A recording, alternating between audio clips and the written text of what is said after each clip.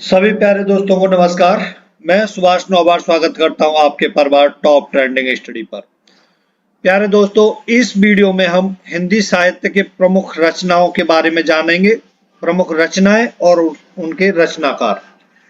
यह video UP police constable, जो UP police radio operator वाला जो एग्जाम चल रहा है उनके लिए, यूपी पुलिस एसआई और उन सभी एग्जामों के लिए इम्पोर्टेंट है जिनमें हिंदी साहित्य पूछा जाता है। ठीक है। और कुछ क्वेश्चन ऐसे भी बनते हैं जो स्टैटिक जीके में परमानेंट आते हैं, वो मैं बताऊंगा आपको। तो ये सभी के लिए इम्पोर्टेंट है। वीडियो के अंत तक बने रहना। सभी इम्पोर्टेंट मैं जितनी रचना है और उनके रचनाकार हैं सभी को मैं इस वीडियो में कवर करूंगा। लगभग 3-4 दिन में मैंने ये वीडियो पूरी समझ के साथ बनाई है। तो शुरू करते हैं। यदि आप चैनल पर नए हैं तो चैनल को सब्सक्राइब कर लेना। वीडियो पसंद आता है तो लाइक करना और बेल आइकन को दबा लेना, जिससे आने वाली वीडियो का नोटिफिकेशन आपको मिलता रहेगा। शुरू करते हैं। जानते हैं सुमित्रा नंदन पंत, सुमित्रा नंदन पंत के बारे में। प्रकृति का सुकुमार किसे कहा जाता है? पेन ले लेता हूं, आराम से पढ़ेंगे, ठीक है, जल्दी नहीं करेंगे। प्रकृति का सुकुमार किसे कहा जाता है? क्वेश्चन ये एग्जाम में पूछा जाता है कि प्रकृति का सुकुमार किसे कहा जाता है। सुमित्रा नंदन पंत को प्रकृति का सुकुमार कहा जाता है। सुमित्रा नंदन पंत किस युग के कवि हैं? छायावादी युग के कवि हैं। अच्छा, आपको बता दूं, छायावाद के प्रमुख 4 स्तंभ हैं।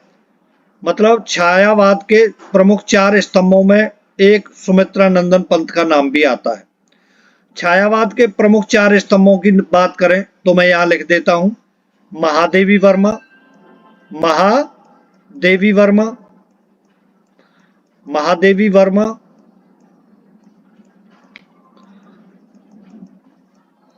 दूसरे हैं सूर्यकांत त्रिपाठी निराला, दूसरे सूर्यकांत त्रिपाठी निराला, और तीसरे हैं जयशंकर प्रसाद, और चौथे हैं सुमित्रा नंदन पंत। ठीक है, काफी टाइम लग जाएगा इसलिए आप सुन लो। जिस बच्चे ने को पता नहीं है लिख लेना, पूछा जाता है। छायावाद के प्रमुख 4 स्तंभों की बात करें तो महादेवी वर्मा, सूर्यकांत त्रिपाठी निराला, जयशंकर प्रसाद और सुमित्रा नंदन पंत। ये चारों को छायावाद का प्रमुख 4 स्तंभ में गिना जाता है। सुमित्रा नंदन पंत की रचनाओं के बारे में बात करें तो वीणा किसके द्वारा लिखी गई है? सुमित्रा नंदन पंत के द्वारा। कला और बूढ़ा चांद, सुमित्रा नंदन पंत। चिदंबरा, वेरी इंपॉर्टेंट है, वेरी इंपॉर्टेंट, चिदंबरा। युगांत, स्वर्णधूलि किसके द्वारा? सुमित्रा नंदन पंत द्वारा लिखी गई है। ग्रंथि, पल्लव और लोकायतन, और लोकायतन। ओके, इनको चिदंबरा के लिए सुमित्रा नंदन पंत जी को चिदंबरा के लिए ज्ञानपीठ पुरस्कार मिला था। कब? 1968 में। कब मिला था? 1968 में ज्ञानपीठ पुरस्कार मिला था चिदंबरा। इसीलिए ये वेरी इंपॉर्टेंट है भाई। जिस रचना के लिए यदि कोई पुरस्कार मिला है तो वो कुछ हटके होगी ना, इसीलिए चिदंबरा वेरी इंपॉर्टेंट हो जाती है, बहुत पूछी जाती है। चिदंबरा किसके द्वारा लिखी गई है? सुमित्रा नंदन पंत के द्वारा। अच्छा, साहित्य अकादमी पुरस्कार मिला था कला और बूढ़ा चांद के लिए। इसके लिए क्या? साहित्य अकादमी पुरस्कार मिला था, इसलिए ये भी इंपॉर्टेंट है। ठीक है, कला और बूढ़ा चांद के लिए साहित्य अकादमी पुरस्कार इनको मिला था। ठीक है, तो ये इनसे जितने क्वेश्चन बनते हैं मैंने आपको बता दिया है। इनकी जो रचना है आपको सबको याद रख लेना है, सभी इंपॉर्टेंट हैं जो एग्जाम में बार बार पूछी जाती हैं। चिदंबरा, कला और बूढ़ा चांद, इसको तो भूलना नहीं है। युगांत बहुत पूछी जाती है। ठीक है, ये सभी इंपॉर्टेंट है, सभी को आप याद कर लेना। प्रकृति का सुकुमार किसको कहा जाता है? सुमित्रा नंदन पंत को कहा जाता है। छायावाद के जो 4 स्तंभ है उसमें सुमित्रा नंदन पंत का नाम भी शामिल है। अगली बात करें रामधारी सिंह दिनकर, रामधारी सिंह दिनकर जी। अच्छा सुनिए, रामधारी सिंह दिनकर, इनको आधुनिक युग का कवि कहा जाता है। किसको? रामधारी सिंह दिनकर जी को। इनकी प्रमुख रचनाओं के बारे में बात करें, उर्वशी, जिनको ज्ञानपीठ पुरस्कार मिला था उर्वशी के लिए। ओंकार इंपॉर्टेंट है, रेणुका इंपॉर्टेंट है, उर्वशी बहुत पूछी जाती है। रेणुका, कुरुक्षेत्र, रश्मिरथी और परशुराम की प्रतीक्षा भी रामधारी सिंह दिनकर द्वारा लिखी गई है। इनके प्रमुख निबंध संग्रह की बात करें, बहुत पूछा जाता है, अर्धनारीश्वर। अर्धनारीश्वर निबंध संग्रह है जो रामधारी सिंह दिनकर द्वारा लिखा गया है। रेती के फूल, हमारी संस्कृति और वेणुवन वेरी वेरी इंपॉर्टेंट है, सभी बहुत पूछे जाते हैं एग्जाम में बार बार, ठीक है, अलग अलग एग्जामों में। ये निबंध संग्रह रामधारी सिंह दिनकर द्वारा लिखे गए। वेणुवन, हमारी संस्कृति रामधारी सिंह दिनकर द्वारा लिखी गई है। रेती के फूल और अर्धनारीश्वर, ये सभी जो रचनाएं, परशुराम की प्रतीक्षा, रश्मिरथी, कुरुक्षेत्र, रेणुका, हुंकार, उर्वशी, ये भी रामधारी सिंह दिनकर द्वारा लिखी गई हैं। ये इंपॉर्टेंट पॉइंट है, ध्यान रखना है आपको कि संस्कृति के जो 4 अध्याय है ये भी रामधारी सिंह दिनकर द्वारा लिखी गई है। इन्हें वर्ष 1959 में साहित्य अकादमी पुरस्कार से सम्मानित किया गया था संस्कृति के 4 अध्याय के लिए। दिनकर की संस्कृति के 4 अध्याय पुस्तक की भूमिका किसने लिखी है? पंडित जवाहरलाल नेहरू ने। पंडित जवाहरलाल नेहरू ने जो संस्कृति के 4 अध्याय जो पुस्तक है उसकी भूमिका किसने लिखी है? पंडित जवाहरलाल नेहरू द्वारा लिखी गई है। इसका प्रकाशन 1956 ईस्वी में हुआ था, ये भी आपको याद रखना, ठीक है। रामधारी सिंह दिनकर को अनल कवि के रूप में भी जाना जाता है। अनल कवि के रूप में किसे जाना जाता है? अनल कवि के रूप में रामधारी सिंह दिनकर जी को जाना जाता है। अंग्रेजी सरकार द्वारा, एक क्वेश्चन ये पूछा जाता है कि अंग्रेजी सरकार द्वारा दिनकर जी से स्पष्टीकरण किन रचनाओं के लिए मांगा गया था? दोबारा बताता हूं, अंग्रेजी सरकार द्वारा दिनकर जी से स्पष्टीकरण किन रचनाओं के लिए मांगा गया था? ये क्वेश्चन एग्जाम में कई बार जब हार्ड क्वेश्चन पूछे जाते हैं तब ये क्वेश्चन पूछा जाता है ना। टीजीटी पीजीटी में कई बार ये क्वेश्चन बना है, तो यदि आपके लिए ये क्वेश्चन बनता है तो इसका आंसर है रेणुका और हुंकार। रेणुका और हुंकार, रेणुका ये है और हुंकार, इन दोनों के लिए अंग्रेजी सरकार द्वारा दिनकर जी से स्पष्टीकरण मांगा गया था, इन दोनों रचनाओं के लिए, ठीक, ओके। नेक्स्ट है जयशंकर प्रसाद। कौन है नेक्स्ट? जयशंकर प्रसाद। जयशंकर प्रसाद जी को सुमेरु, आधुनिक कविता के सुमेरु के रूप में जाना जाता है। जयशंकर प्रसाद जी को आधुनिक कविता के सुमेरु के रूप में जाना जाता है और छायावाद के जनक के रूप में भी जयशंकर प्रसाद जी को जाना जाता है, ठीक है। छायावाद के जनक के रूप में भी जयशंकर प्रसाद जी को जाना जाता है। यदि क्वेश्चन एग्जाम में आपसे ये पूछा जाता है कि छायावाद के जनक के रूप में किसे जाना जाता है, तो जयशंकर प्रसाद जी को जाना जाता है। जयशंकर प्रसाद जी की रचना के बारे में बात करें तो झरना, आंसू, लहर, कामायनी, ये तो आपको ऐसे रटी हुई होंगी क्योंकि बहुत इंपॉर्टेंट है ना, बहुत इंपॉर्टेंट है, बहुत बार पहले एग्जामों में आई हुई है ये। झरना, आंसू, लहर, कामायनी, तितली और कंकाल वेरी इंपॉर्टेंट है। जन्मेजय का नाग यज्ञ, ये भी इंपॉर्टेंट है। सभी इंपॉर्टेंट है, जितनी मैंने लिखी है आपको सबको रट लेना है इनको, ठीक है। मैं 4 लिखा दूं और बाकी एग्जाम में एक अलग से उनमें से आ जाए उसका कोई मतलब नहीं है, इसीलिए इन सबको आपको याद करना है। स्कंदगुप्त, चंद्रगुप्त, अजातशत्रु, ये तो वैसे ही याद हो जाएंगी आपको। स्कंदगुप्त, चंद्रगुप्त, अजातशत्रु, ये जयशंकर प्रसाद की हैं। झरना, आंसू, लहर, कामायनी, ये जयशंकर प्रसाद की, इतनी तो आपको वैसे ही याद होगी। एक चित्राधार, चित्राधार किसकी है? जयशंकर प्रसाद की है, महादेवी वर्मा की नहीं है। चित्राधार किसकी है? जयशंकर प्रसाद की। प्रेम पथिक जयशंकर प्रसाद की है, प्रेम पथिक भी, ठीक है। प्रेम पथिक किसकी है? जयशंकर प्रसाद की है। चित्राधार किसकी है? जयशंकर प्रसाद जी की है। और स्कंदगुप्त, चंद्रगुप्त, अजातशत्रु, तीनों किसकी हैं? तीनों जयशंकर प्रसाद जी की हैं। तितली और कंकाल जयशंकर प्रसाद जी। जन्मेजय का नाग यज्ञ जयशंकर प्रसाद जी का। ठीक है, नेक्स्ट बात करते हैं रामचंद्र शुक्ल। रामचंद्र शुक्ल, रामचंद्र शुक्ल को मुनि मार्ग के हिमायती भी कहा गया है। मुनि मार्ग का हिमायती किसे कहा गया है? रामचंद्र शुक्ल को। अच्छा, एडिसन का एक ग्रंथ था एसेज ऑन इमेजिनेशन का अनुवाद जो शुक्ल जी ने, रामचंद्र शुक्ल ने कल्पना का आनंद नाम से किया है। ये क्वेश्चन एग्जाम में पूछा गया था कई बार कि एडिसन के ग्रंथ एसेज ऑन इमेजिनेशन का अनुवाद शुक्ल जी ने अपने किस में किया है, कौन सी उसमें? तो कल्पना का आनंद नाम है उसका। ठीक है, कल्पना का आनंद याद रखना है।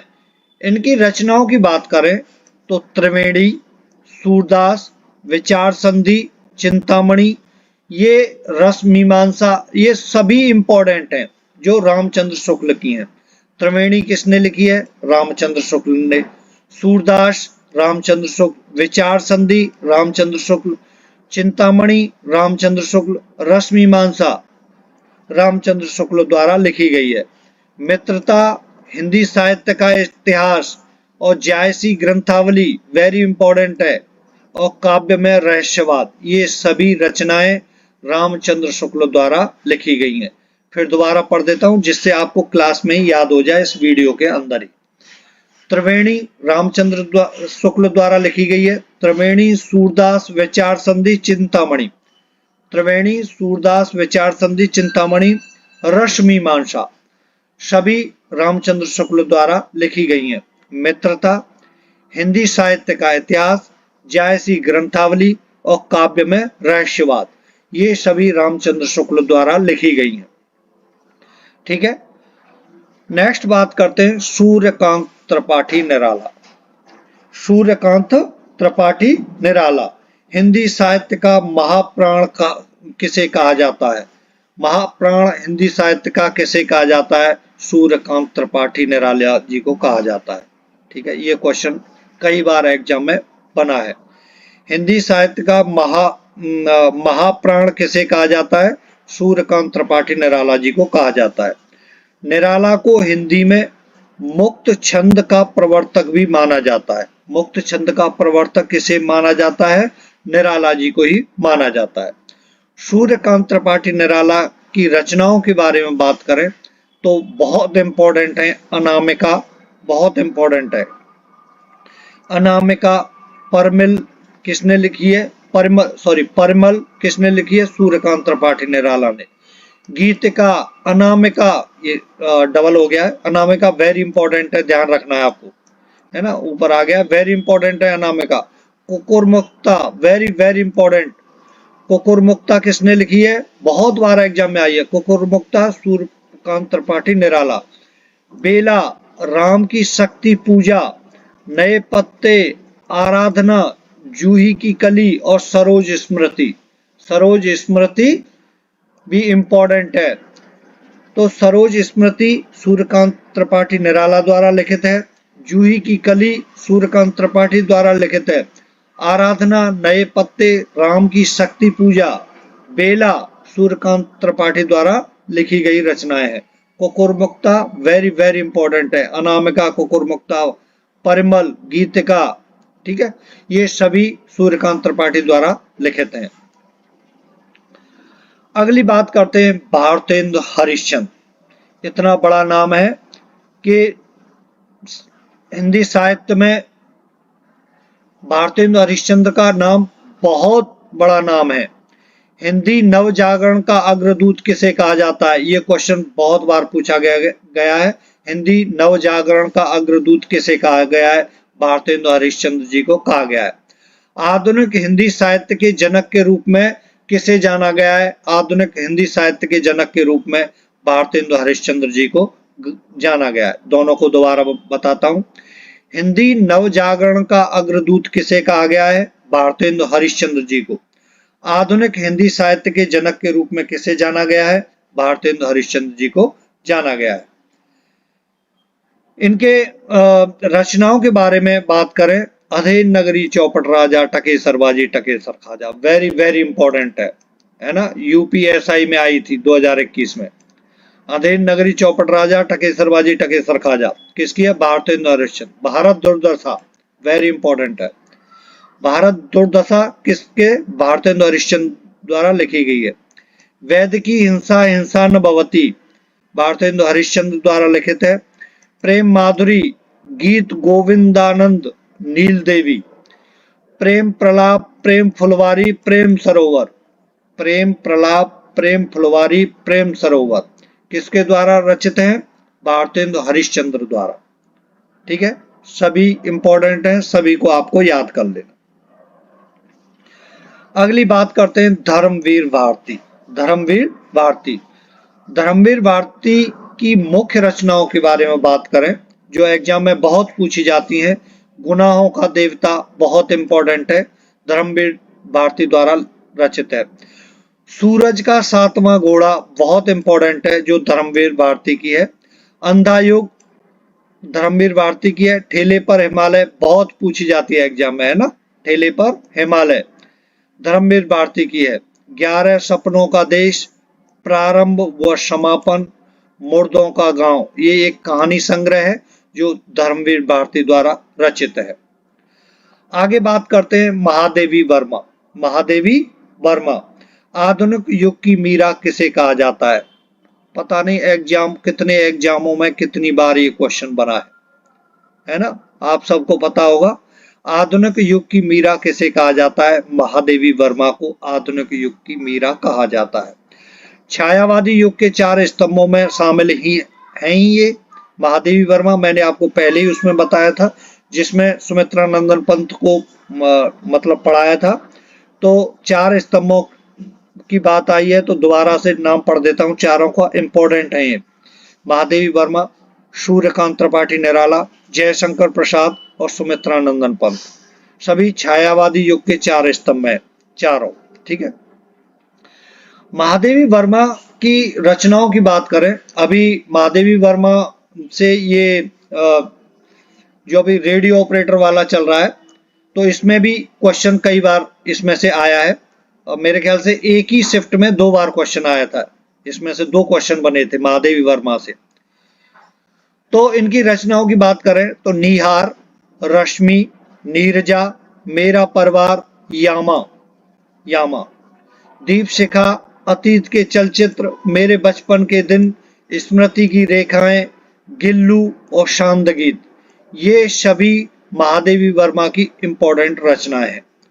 दोबारा बताता हूं, शांत गीत, गिल्लू, स्मृति की रेखाएं, मेरे बचपन के दिन महादेवी वर्मा की हैं। अतीत के चलचित्र, दीप शिखा, यामा महादेवी वर्मा की वेरी वेरी इंपॉर्टेंट है, बहुत पूछी जाती है। मेरा परिवार, नीरजा, रश्मि, निहार, ये सभी रचनाएं महादेवी वर्मा द्वारा रचित है। प्रेमचंद बहुत बड़ा नाम है हिंदी साहित्य में। प्रेमचंद, उपन्यास का सम्राट किसे कहा जाता है? क्वेश्चन पूछा जाता है, उपन्यास का सम्राट किसे कहा जाता है? तो प्रेमचंद जी को उपन्यास का सम्राट कहा जाता है। वेरी वेरी इंपॉर्टेंट है।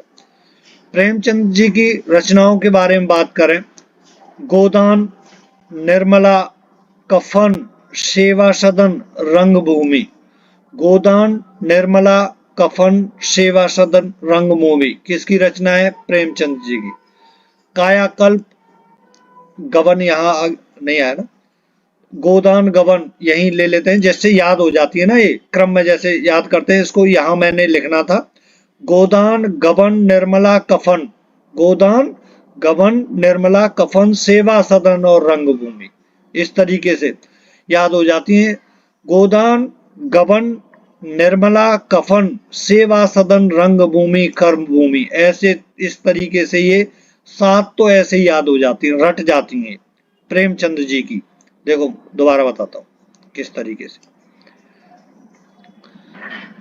गोदान गबन, गोदान गबन, निर्मला, कफन, सेवा सदन, रंगभूमि, कर्मभूमि प्रेमचंद जी की रचना है।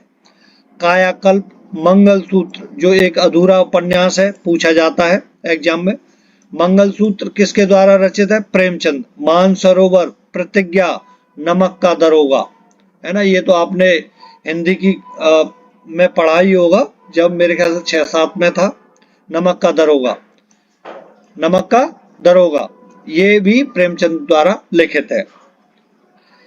आगे बात करते हैं रश खान। रश खान की ये दो है रचना जो पूछी जाती है। प्रेम वाटिका वेरी वेरी इंपॉर्टेंट है, वेरी वेरी इंपॉर्टेंट है, बहुत पूछी जाती है। प्रेम वाटिका किसकी है? रश खान की है। और सुजान रश खान तो इसके पीछे लिखा हुआ है, रश खान तो आप वैसे ही पता लगा लेंगे। सुजान रश खान किसकी है? रश खान की है। रश खान ने गोस्वामी विट्ठल नाथ से दीक्षा ली थी। ठीक है, ये पूछा गया है एग्जाम में कई बार कि रश खान ने दीक्षा किससे ली थी? तो गोस्वामी विट्ठल नाथ से दीक्षा ली थी, इसलिए मैंने ये पॉइंट इसमें सबमिट कर दिया है। याद रखना है कि रश खान ने गोस्वामी विट्ठल नाथ से दीक्षा ली थी। नेक्स्ट बात करते हैं मलिक मोहम्मद जायसी। मलिक मोहम्मद जायसी, अच्छा आपको ये बताता हूं मैं कि ये जो लिखा हुआ है, ये क्वेश्चन आया था किसमें? DSSB का TGT हिंदी का जो एग्जाम हुआ था, TGT का, उसमें आया था। हार्ड क्वेश्चन है लेकिन उसमें आया था, मैंने इसमें सबमिट कर दिया क्योंकि यदि पूछा जाता है तो आपको पता हो। मलिक मोहम्मद जायसी की प्रेम कविता। हिंदी साहित्य के इतिहास का काल विभाजन और नामकरण करते हुए उपयुक्त नामकरण किस साहित्य इतिहासकार ने सुझाया है? ये क्वेश्चन बनाया था, तो वो है अब्राहम जॉर्ज ग्रियर्सन। ठीक है, जॉर्ज ग्रियर्सन। अच्छा, एक और क्वेश्चन आया था कि मलिक मोहम्मद जायसी ने आखिरी कलाम में किस बादशाह की प्रशंसा की है? मलिक मोहम्मद जायसी ने आखिरी कलाम, ये रचना है ना, देखो ये आखिरी कलाम जो रचना है, इसमें मलिक मोहम्मद जायसी ने किस बादशाह की प्रशंसा की है? ये क्वेश्चन बना था एग्जाम के अंदर। तो किसकी की है? बाबर की। किसकी? बाबर की। बाबर की प्रशंसा की है आखिरी कलाम में। अच्छा, यदि जॉर्ज ग्रियर्सन का नाम आया है तो आपको मैं बता दूं, ये क्वेश्चन पूछा गया है कई बार कि जॉर्ज ग्रियर्सन द्वारा रचित the modern vernacular literature of Hindustan, the modern vernacular literature of Hindustan Hindi साहित्य का पहला इतिहास ग्रंथ माना जाता है। दोबारा बताता हूं कि जॉर्ज ग्रियर्सन द्वारा रचित the modern vernacular literature of Hindustan Hindi साहित्य का पहला इतिहास ग्रंथ माना जाता है। ठीक है, जॉर्ज ग्रियर्सन का नाम आया था, तो ये पॉइंट एग्जाम में बना है कई बार, मैंने आपको बता दिया है। एक बार और बताता हूं कि जॉर्ज ग्रियर्सन द्वारा रचित the modern vernacular literature of Hindustan Hindi साहित्य का पहला इतिहास ग्रंथ माना जाता है। इनकी रचनाओं की बात करें तो पद्मावत वेरी वेरी इंपॉर्टेंट है, इसके ऊपर मूवी भी बनी है ना। पद्मावत, अखरावट, कहरनामा, आखिरी कलाम, चित्ररेखा और कानावत। कानावत, अच्छा, पद्मावत जब पूरी हुई थी तो उस समय किसका शासनकाल था? ये क्वेश्चन भी पूछा गया है। पद्मावत जब पूरी हुई थी, मलिक मोहम्मद जायसी ने कंप्लीट कर दिया था ये ग्रंथ, तब किसका शासनकाल था? उस समय शासनकाल था शेरशाह सूरी का शासनकाल था। किसका? शेरशाह सूरी का। ठीक है, ये किस भाषा में लिखी गई है? अवधी भाषा में। किसमें? अवधी भाषा में लिखी गई है, अवधी भाषा में लिखी है पद्मावत। ठीक है, पद्मावत में चौपाई, दोहा और छंदों का यूज किया गया है। ये भी क्वेश्चन पूछा गया है। क्या? मैं दोबारा बताता हूं, पद्मावत में चौपाई, दोहा और छंद, इनका यूज किया गया है। ठीक है, सभी जितने क्वेश्चन यहां से बन सकते हैं मैंने सभी को बता दिया है।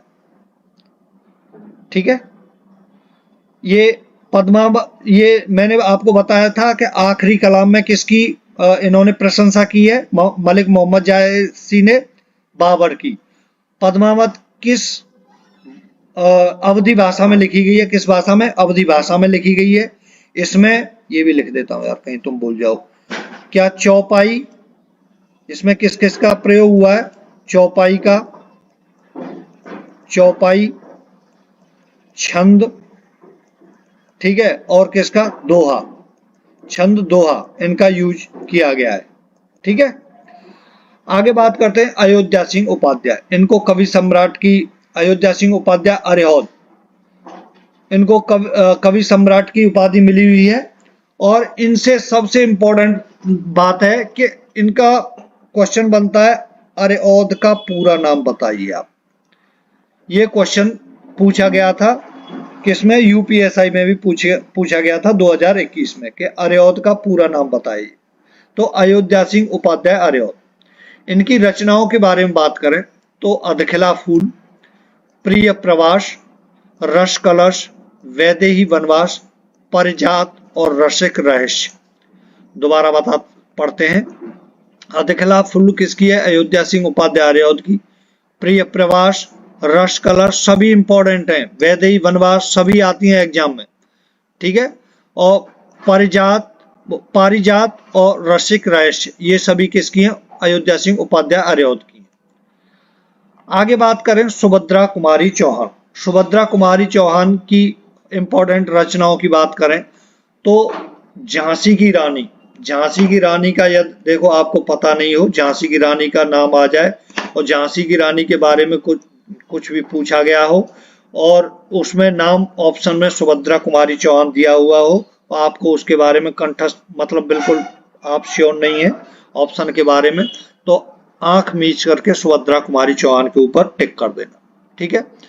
तो झांसी की रानी सुभद्रा कुमारी चौहान, बिखरे मोती, मुकुल, त्रिधारा, वीरों का कैसा हो बसंत, वेरी इंपॉर्टेंट है, ध्यान रखना, वेरी इंपॉर्टेंट, वेरी इंपॉर्टेंट, ठीक है, वेरी इंपॉर्टेंट है दोनों। राखी की चुनौती ये भी इंपॉर्टेंट है। जितनी मैंने ये लिख रखी हैं सभी इंपॉर्टेंट हैं, सभी को याद कर लेना आप। सुभद्रा कुमारी चौहान की राखी की चुनौती, वीरों का कैसा हो बसंत, त्रिधारा, मुकुल, बिखरे मोती और झांसी की रानी, ठीक है। आगे बात करते हैं सूरदास। सूरदास के बारे में सभी इंपॉर्टेंट हैं, परीक्षा में भर भर के यहाँ से क्वेश्चन 3-3, 4-4 क्वेश्चन आ रहे हैं यहाँ से, है ना, अंदाजा लगा लीजिए आप। 4 क्वेश्चन बन रहे हैं, 4 नंबर पक्के हैं आपके। और यूपीएसआई और यूपी पुलिस कांस्टेबल का जो एग्जाम होगा उसमें भी 4 नंबर का ही आएगा, ध्यान रख लेना। सूरदास की बात करें तो सूरदास की रचनाओं का सर्वप्रथम संपादन कलकत्ता में 1841 ईस्वी में राग कल्पद्रुम नाम से हुआ था। ये क्वेश्चन पूछा गया था एग्जाम में, मैंने इसलिए ये पॉइंट लिया है। सूरदास की रचनाओं का सर्वप्रथम संपादन कलकत्ता में 1841 ईस्वी में राग कल्पद्रुम नाम से हुआ था। आपको ये नाम याद रखना है, राग कल्पद्रुम के नाम से हुआ था। वात्सल्य रस सम्राट किसे कहा जाता है? सूरदास को कहा जाता है। वात्सल्य रस सम्राट किसे कहा जाता है? सूरदास को। भावाधिपति किसे कहा जाता है? सूरदास को। और अष्टछाप का जहाज किसे कहा जाता है? सूरदास जी को कहा जाता है, ठीक है। इनकी रचनाओं के बारे में बात करें, सूरसागर, सूरसारावली, साहित्य लहरी किसकी हैं? सूरदास की हैं। ये सभी इंपॉर्टेंट हैं और आपको ये तो ऐसे ही रटी हुई होंगी कि सूरसागर, सूरसारावली, साहित्य लहरी किसकी है? सूरदास की। सुरपच्चीसी किसकी है? सूरदास की। भ्रमर गीत, ये उपालंब काव्य भी कहते हैं इसको, भ्रमर गीत को। ये क्वेश्चन पूछा गया है यहाँ से, ध्यान रखना आपको। क्वेश्चन यहाँ से बना है कि भ्रमर गीत, इन जैसे मतलब 4 सूरदास की ये 4 रचनाएं दे दी, इनमें से उपालंब काव्य किसे कहा गया है? तो भ्रमर गीत को उपालंब काव्य भी कहते हैं, ध्यान रखना। आगे हैं हरवंश राय बच्चन, जिनको हालावादी कवि भी कहा जाता है। हरवंश राय बच्चन जी को हालावादी कवि किसे कहा जाता है? हरवंश राय बच्चन जी को कहा जाता है। इनकी रचनाओं के बारे में बात करें, मधुशाला, मधुबाला, मधुशाला, मधुबाला, मधुकलश, तीनों हरवंश राय बच्चन जी की हैं। निशान निमंत्रण, क्या भूलूं क्या याद करूं, बसेरे से दूर, बंगाल का अकाल और एकांत संगीत, ये सभी किसकी हैं? हरवंश राय बच्चन जी की है ना। मधुशाला, मधुबाला, मधुकलश, निशान निमंत्रण, क्या भूलूं क्या याद करूं, बसेरे से दूर, बंगाल का अकाल, एकांत संगीत, किसकी हैं? हरवंश राय बच्चन जी की हैं। आगे बात करते हैं मैथिली शरण गुप्त। प्रथम राष्ट्र कवि के नाम से मैथिली शरण गुप्त जी को जाना जाता है ना। प्रथम राष्ट्र कवि के नाम से किसे जाना जाता है? मैथिली शरण गुप्त जी को जाना जाता है।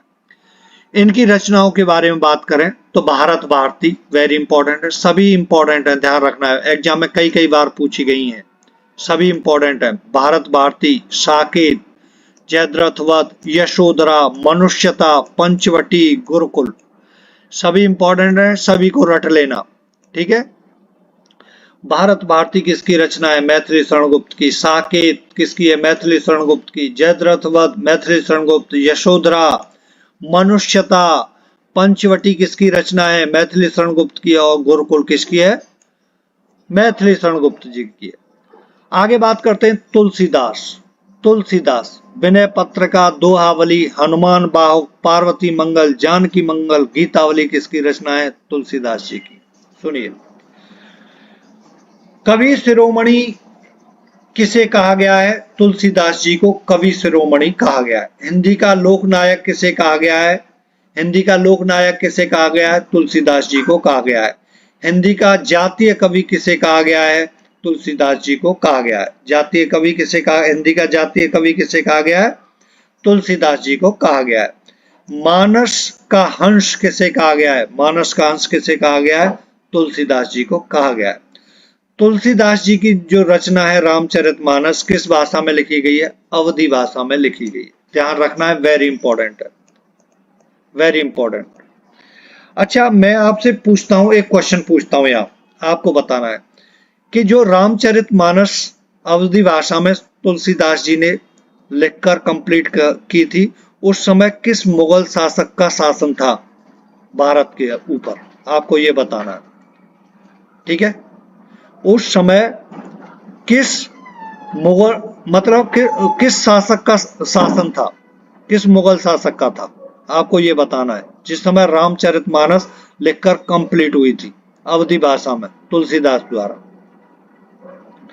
रचनाओं का मैंने आपको बता दिया है, विनय पत्रिका, दोहावली, हनुमान बाहुक, पार्वती मंगल, जानकी मंगल, गीतावली।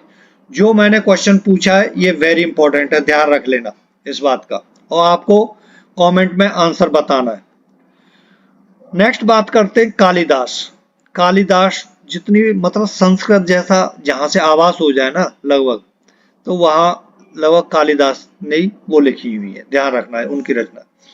मेघदूत वेरी इंपॉर्टेंट है भाई, बहुत पूछी जाती है एग्जाम में, क्या बताओ, है ना। ये तो ये समझ लो, मेघदूत तो स्टैटिक जीके, जिसके अंदर हिंदी आती भी नहीं है वहां भी पूछी जाती है स्टैटिक जीके।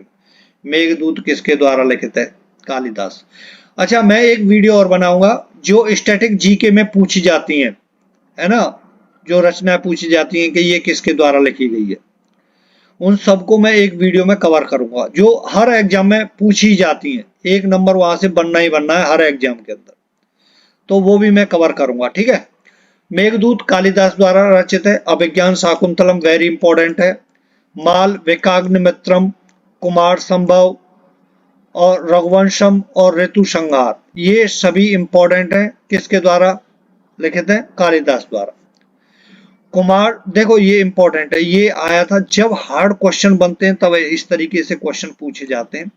तो जो कुमार संभव है उसमें भगवान शिव और देवी पार्वती के पुत्र कार्तिकेय के जन्म पर आधारित है कुमार संभव, ध्यान रखना है। भगवान शिव और देवी पार्वती के पुत्र कार्तिकेय के जन्म पर आधारित क्या है? कुमार संभव रचित है कालिदास की। Thank you for watching this video. आपको वीडियो कैसी लगी कमेंट्स में बताना है, ठीक है। चलो, थैंक यू फॉर वॉचिंग।